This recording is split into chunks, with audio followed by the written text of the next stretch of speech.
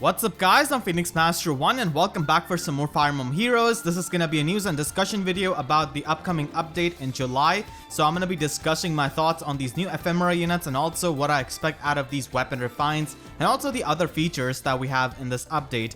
I also want to know how many of you guys have built up any of these 4 units which we are gonna be getting the weapon refinery for. Would love to know what kind of weapon refine you'd want out of these characters. So let us begin with the Ephemera units. So the first unit we have is Summer Lind. Now she is actually pretty decent fodder because of Starfish Plus. It's a decently unique weapon because it has got Desperation effect built into it. So it just frees up your slot B skill so you could run some other slot B skills. And she doesn't really have anything else for fodder. Like Brazen skills on slot A aren't really all that good unless you have a Fury weapon like Handle Wax Bow or something like that. And Cancel Affinity is just too niche. So I'm just going to be going over some of the examples of how you could use Starfish Plus because pretty much everyone could get this. So these are some of the examples. You could run Special Spiral like this. You know, Kazu can have a very powerful Glacies. This is mainly going to be pretty nice on dagger units who are really fast like Legault. So you could also run Null Follow Up, which is pretty good, and it pretty much becomes like Soul of Zofia in a way because you combine Null Follow Up and Desperation. And Chad can also be run with it because he's quite fast, and of course lull speed defense is a skill you could use with it. Now you could also use this on some unconventional ways like having Air with Starfish Plus. This is not very like serious build. I just thought of this because Air has got pretty low HP, and if you trigger a bolt trap near her, even if it's like a 20 HP bolt trap, she's gonna be in the escape route range, so she could teleport anywhere to any of your allies once she has got hit with that kind of damage from bolt trap. So she doesn't even have to go into any kind of combat, and she will of course have the Brazen skill active along with Desperation of Starfish Plus. So this could be like a fun option you could try on Air because it's really cheap to do. And then in Aether Raid's offense, you could also run Disarm Trap on a Cavalry Dagger unit and basically use them as a hit and run unit. And the debuff from Dagger is going to be pretty nice. And of course Fury is going to be a good skill with that. So that is just some examples which I had on top of my head. So that's Lind. And then because we didn't have enough of Summer Leo, he's actually going to be Ephemera unit. Now I'm actually pretty happy for the people who are big fans of him because it's really nice to get like a free merge on your 5-star exclusive seasonal unit because it's really hard to get copies of them. But for a lot of the people who have got like Summer Leo from the free like summer summoning, this could be a bit irritating for them, but still, I mean, you could use your Ephemera code somewhere else. You don't have to use him. He doesn't really have any kind of good fodder. His weapon is like extremely outdated. Only gives +1 attack and speed buff to an ally. Like it's just so small. And he has got attack ploy. I mean, you could always use Julius for that. He's in the Grail pool, but if you don't want to spend Grails for that, then you could use attack ploy. And then we've got Roy. Triangle Adept is still pretty nice in my opinion in this day and age because you could slap this on any kind of like budget unit and then use them in Arena Assault. So it's really good for that. And then we have got Silas, who has got Reposition and Steady Stance 3, so that is again really gonna be nice. He also has Slaying Spear, so that could be useful again for Arena Assault. But Arena Assault is not just about armor units at this point. Echidna has Drive Attack, and a lot of people do build up Echidna to +10 because she can be a really good score stick in Arena, being able to reach 175 BST, and in general she can be a pretty good unit who can utilize stuff like Repel and Close Call, one of the better free-to-play friendly options who can make use of those skills. So pretty nice if you just want to have a free merge, and Drive Attack is of course really good. And Rearguard Plus is like a decent defensive axe. Legault has got Cleaner Plus if you upgrade this manual, and Cleaner Plus is definitely a pretty powerful weapon, mainly in Aether Raid's defense I would say, where you could punish your foes for using a lot of buffs. And he also has Glimmer and Attack Tactic. Attack Tactic is just a really good buffing skill for mixed teams, so definitely really amazing, which a lot of people are going to be getting. And finally we have got Odin Dark. So Odin has got Red Tome Breaker 3, which is a bit outdated. Mainly he's just used as a Moonbow fodder at this point, or you could even use him as a Blade Tome fodder. I'm definitely going to be going for Lind for sure. I'm going to be going for Reposition in Silas. You should definitely go for Reposition in Silas. And I'm also going to be going for Echidna and Legault, probably. So those are the 4 units I want to get, because it will take you about 600 ephemeras to get these 4 units. These 4 are going to be my top priority, absolutely. So Female Corrin, after so many years, finally got the weapon refine that she desperately needs. So she's the launch free-to-play dragon, basically, of the blue color, along with Noe. Her own son, Male Kana, can give a good amount of competition because he actually has more resistance than her at the cost of not having that much speed or that much resistance as her by only few points. And he also doesn't have access to IVs. So that's always something to consider. And she does have Dark Breath natively, so I'm expecting some kind of weapon refine that builds off of these debuffs, because Dark Breath, in my opinion, is a pretty underrated breath. Mainly like Lightning Breath is used a lot of times. I wouldn't say we have too many good breath options. Like Water Breath is another decent one for bulk. So having this kind of breath that works off her debuffs is going to be pretty nice. Maybe give her Broadleaf effect. That would be nice because she doesn't have the highest attack. That would actually be pretty unique. A dragon getting a Broadleaf fan effect and being able to use the innate debuffs from her breath. I think that would be pretty nice. And then we've got Sheena. So Sheena is one of the original free-to-play armor units along with Gwendolyn, Drog, and Effie. Only Effie is the one who is still remaining from the OG crew who still needs a weapon refine. I really hope that this kind of weapon refine is about as solid as Gwendolyn's for the people who have already built her up. Because in this day and age, I don't think it's worth building up genuine armor units, because like BST wise they just get outclassed by infantry units at this point. So I do have a plus 10 merch Sheena, which I just use as my 4th score stick in Arena Assault, mainly with budget skills. So this is really nice, and I'm happy that I didn't fought her off like a 300 SP slot skill to her, because she no longer needs that to get the max score in Arena. So we already know that she's at least going to be having the -1 special cooldown on her weapon because of her Slaying Axe, how it happened with Gwendolyn. And I'm wondering if they're going to be copy-pasting the effect of Gwendolyn to Sheena, because they're pretty similar units. But I would actually like to see something else, maybe something creative on Sheena. And her axe's name is Crimson Axe. The sprite of it is not even Crimson. I'm disappointed. I'm just kidding. So the next unit we have is Berkut. So Berkut always had it a bit tough because being an enemy phase unit as a Cavalier is always going to be hard because you have limited amount of BST and you don't have access to a lot of the really good defensive skills. And he did face competition from Conrad, who basically is a newer Lance Cavalier who can work in enemy phase and has better bulk. And of course Fallen Berkut, who has a conditional distant counter weapon. So Berkut is just going to be getting Dark Royal Spear. I wonder if this is going to be just playing off of his defenses, like giving him bulk. I think that's going to be it. Because Berkut Lances gives you +7 resistance, so maybe I can see this one giving him both defense and resistance buff.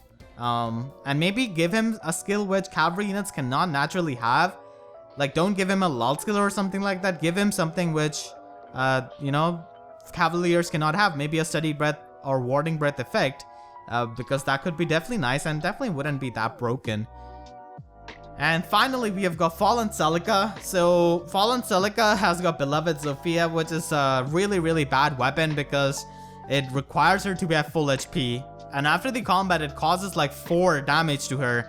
So not only you have to maintain that condition of 100% HP, you also have to take care of the recall damage you take from this weapon. So you have to run something like Mystic Boost, which is incredibly expensive, and even that doesn't guarantee like she's going to be having that weapon effect always active, because she might take extra damage from the combat. So I hope this kind of effect becomes a bit more generous when it comes to the threshold, and she gets some kind of cool effect, like a cool secondary effect which like signifies Duma. So that would be nice, but even then, like, she's gonna be facing an incredible amount of competition because sword infantries are really competitive. And even if you get a pretty good weapon refine, it's really hard to make up to these new sword infantries that we have got, like Marita, Larse, Fallen Ike, stuff like that. So yeah, it's gonna be pretty hard for her still, but at least she's gonna be getting rid of this terrible weapon, I hope, and its primary condition. So those are the weapon refines. I'm definitely the most excited for Sheena and Female Corrin, and I think most people are, because those are like really popular units that people invest into.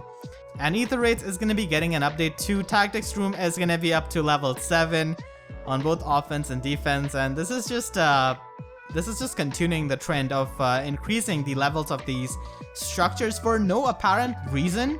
So now Tactics Room is going to be requiring you to have 70 HP, 70 freaking HP to not get affected by it. So they're just kind of pushing triple mythics at this point from what I see, because so many of these units cannot reach 70 HP, okay, let alone like 65 HP, especially many of the range units. So it's really hard for them, and with triple mythics it's gonna be a bit easy to do that, I guess, for range units, but still, like, I don't see how many of the like old Gen 1 or Gen 2 range units can have 70 or more than 70 HP even with triple mythics. So they're just trying to make it so that you use the new units, I guess, or something like that. I really wish they would stop doing this, because this is just annoying at this point, honestly. We don't need like 70 HP Tactics Room. Like, why? And Aether Resort is also getting updated. It's getting the Dew and Patty song from FE4. It's a pretty goofy song, I would say. Reunion from Sacred Stones, which I really like. And also, but Frederick, it's Nearly Dark from Awakening, which is one of the songs which gets played a lot in the supports of Awakening. And I really like it as well, because it's pretty chill, it's goofy, it's amazing. Mjolnir Strike is also getting an update where this garden structure is going to be upgradable to level 4. This basically increases the movement of your allies within a certain AoE. So this is just going to be getting even more AoE range, I would say. And this is like decent structure, but I don't think it's required to upgrade it to that much, because movement isn't that big of a deal breaker from my experience in Mjolnir Strike, because you just have to defend your gates. And Ashnard and Groom Hinata are going to be added into the Grails. And there are also some other changes. The main change, which I know a lot of people are going to be looking forward to, is the second point here. The assist skills in auto option will be added to the settings and can be set to on or off, or no move skills. This option allows you to determine if your heroes will or will not use their assist skills while auto battle is enabled. So this is absolutely amazing, because in Tempest Trials, if you go for auto battle and if you forgot something like drawback or reposition on your unit, they might just get stuck in a reposition drawback loop for like hundreds of turns if you don't check. So that could be really, really annoying. And the reason why, I mean, this is gonna sound a bit cynical, but the reason why I think they are trying to do this is because Fey Pass has got the auto start feature, which a lot of people use. So even with the auto start, it's basically like auto battle in a sense. So maybe people were getting stuck on that, because you could just automate it to the point where it could auto battle like 10 times depending on the stamina you've got. So maybe people left that, they come back after a few hours, and like the unit is stuck on the first battle for like 1,000 turns. So I think they probably got feedback about that, but still, this is gonna be available for everyone. So this is really great. And the home notifications can be toggled on and off for like modes like Lost Lore, Mjolnir Strike and stuff like that, which is decent. And we also have a hero check feature, so this is basically the game's way of showing the data mine, I guess. So you could easily just view the stats of these characters before summoning, and I think this is pretty good for casual players who don't really go on like data mine threads and stuff and look for data mines on Twitter and stuff just to know the stats of the characters. So this is pretty good way of knowing the stats and the skills of these characters. I mean, for skills you could obviously know it from more info, but this is also still pretty nice, and you could also look at Sharina's intros from there. So I really like that. They have expanded upon the auto dispatch feature for Aether Raids. So Aether Raids is going to be getting this auto dispatch feature, which is going to be available from the next Light and Dark season, which happens on 7th of July. So this is a pretty good feature if you don't really care about Aether Raids that much and you just want to stay in tier 21 consistently to get the grails and the rewards, you know, without doing too much effort. So this is really great because you can just send off your team like Lost Lore and get a bit of lift.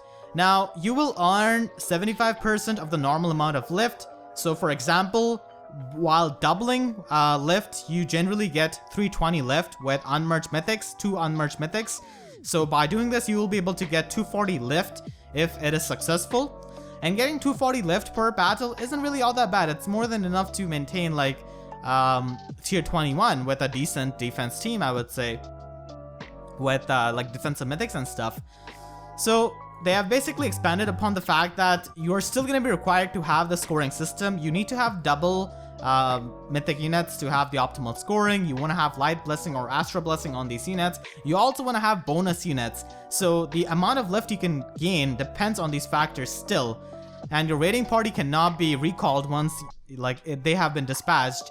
And you could also get daily rewards with this, and you actually get daily reward with this right at the start, not after the raid party has come back. And no lift will be earned if your raiding party returns after the season. So of course you have to keep in mind it is going to be taking 20 hours. So don't do this like on the final day before like 3 hours of reset.